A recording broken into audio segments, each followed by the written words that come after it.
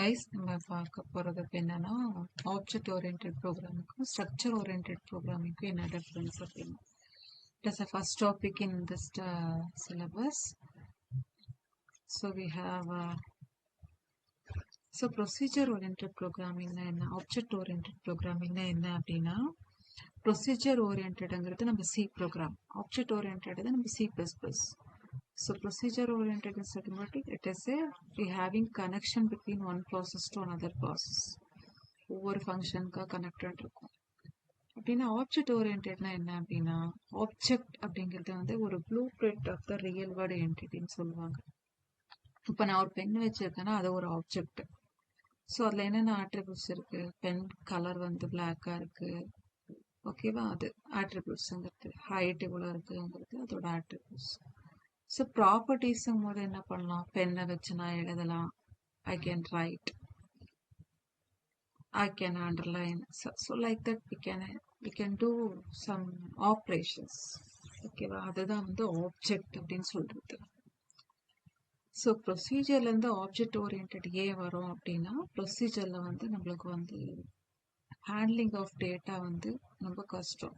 அதை யூஸ் பண்றது, தென் செக்யூரிட்டி எல்லாமே வந்து ப்ரொசீஜர்ல வந்து டஃப்பாக இருக்கும். அதனால தான் நம்ம ஆப்ஜெக்ட் ஓரியன்ட் வரும்.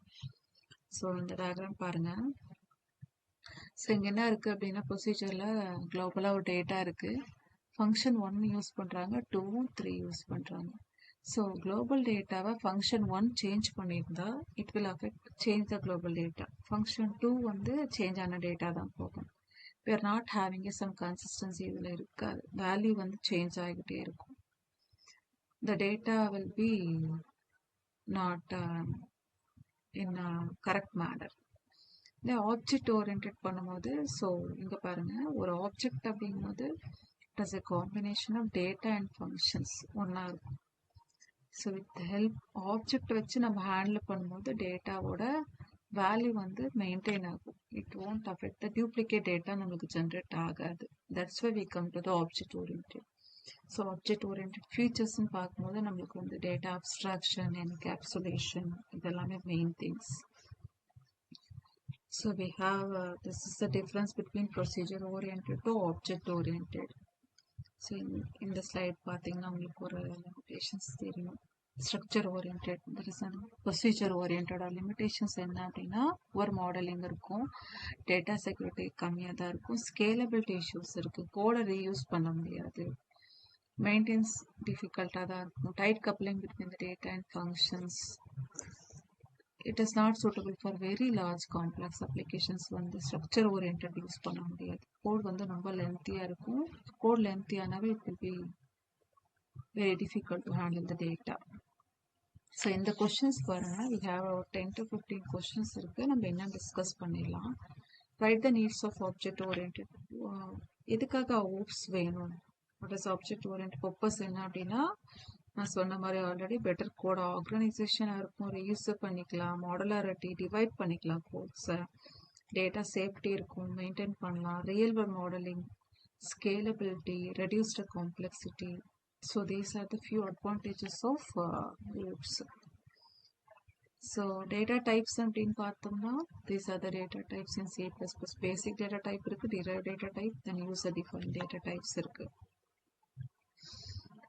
ஸோ பேசிக் டேட்டானா int, float, double, character, boolean, void. derived data type is nothing but array, pointer, reference functions use பண்ணிக்கலாம். யூசர் டிஃபைனா as well as class, structure, union, type, def, using, இது எல்லாமே வந்து user define data type இருக்கு.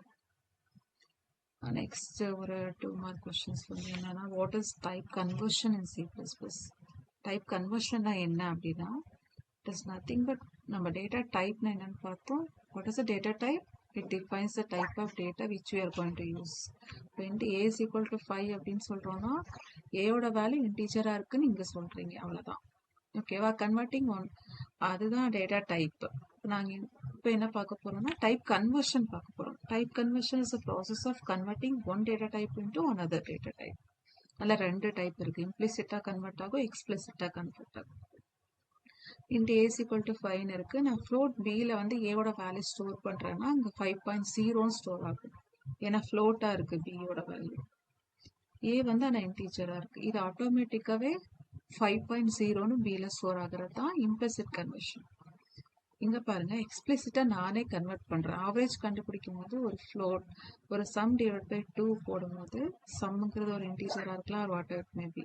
But ஆனால் answer வந்து எனக்கு ஃப்ளோட்டில் store ஆகணும் அப்படின்னா, ஆவரேஜ் வந்து ஃப்ளோட்டில் இருக்கணும் அப்படின்னா ஐ கேன் எக்ஸ்பிளிசிட்டாக கன்வெர்ட் பண்ணுறேன். இதை டைப் கன்வர்ஷன்.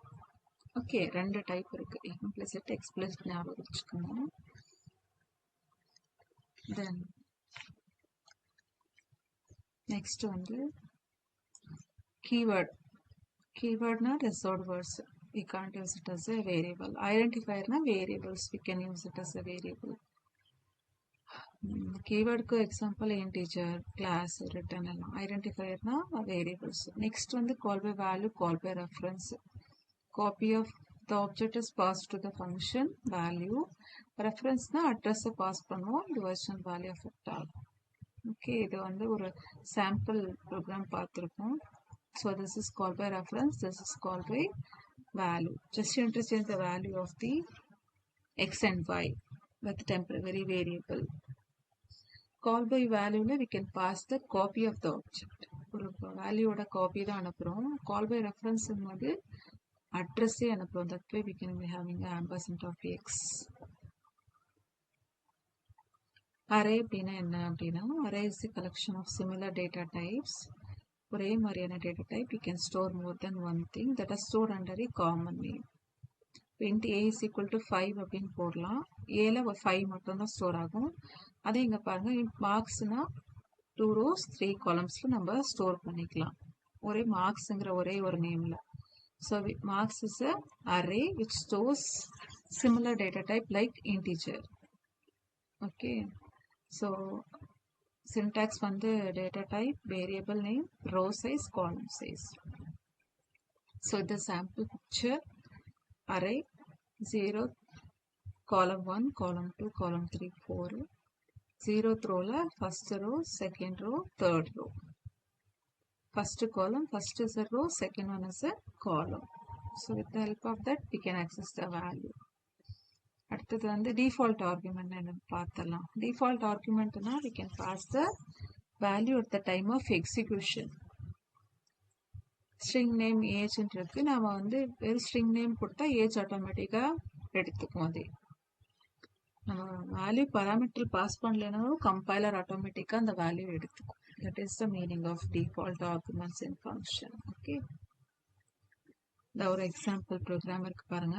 டிஸ்பிளே ரவின்னு இருக்கு. நான் டிஸ்பிளேல வந்து நேமும் ஏஜும் பாஸ் பண்றேன். பிரிண்ட் பண்ணும்போது நேம் ஏஜ் ஆட்டோமேட்டிக்கா எடுத்துக்கும்.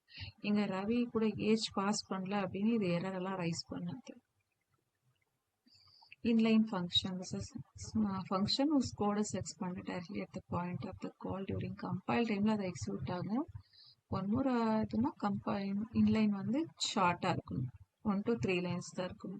more than 1 line இருந்தா அது inline எடுத்துக்காது. இது class object. classங்கிறது வந்து user defined data type.